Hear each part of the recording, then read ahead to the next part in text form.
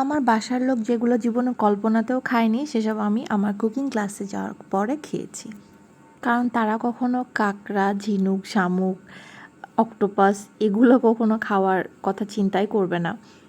তো last week cooking ক্লাসে আমাদের একটা সি ফুডের একটা রেসিপি ছিল, যেটা হচ্ছে ইংল্যান্ড সি ফুড চাউডার। আর এই স্যুপে মেনলি আমাদের মাসলগুলা দেওয়া হয়েছিল। আর সেই জন্যই ফর দ্য ফার্স্ট টাইম আমার মাসল টেস্ট করা। যদিও এইটা বড় সাইজগুলো নাকি বেশি মজা, যেটাকে ওয়েস্টার বলা হয়।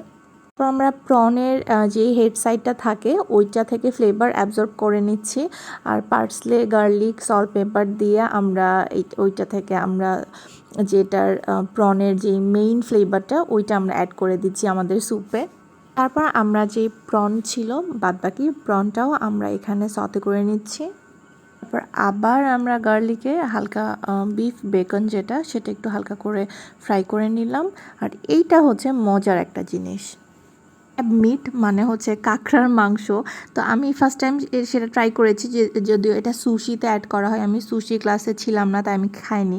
তো সেদিন টেস্ট করেছি, তারপর ভাবছিলাম আল্লাহ, ক্র্যাবে আবার মাংস কোথায় থাকে। তো যাই হোক, তারপর আমরা আমাদের ফিশ অ্যান্ড চিপস ছিল, যার জন্য আমরা ফ্রেঞ্চ ফ্রাই করে নিলাম। আর এটা কালামারা আমরা ফ্রাই করে নিয়েছি। বাই দ্য ওয়ে, আমাদের এখানে কিন্তু কালামারা একটা ব্রিজ আছে, যেটা আমি খাওয়ার সময় আমার বারবার মনে পড়ছিল। ফিশ অ্যান্ড চিপসের ফিশটা এখানে ফ্রাই করছি, আর শেফ আমাদের দেখিয়ে দিচ্ছিলো কিভাবে এইটা আমাদের সেফটি সহকারে আমরা ফ্রাই করব। আর হাত তেলে পড়লেও কিভাবে তেল থেকে যেন হাতটা রক্ষা পায় সেটা দেখাচ্ছিল।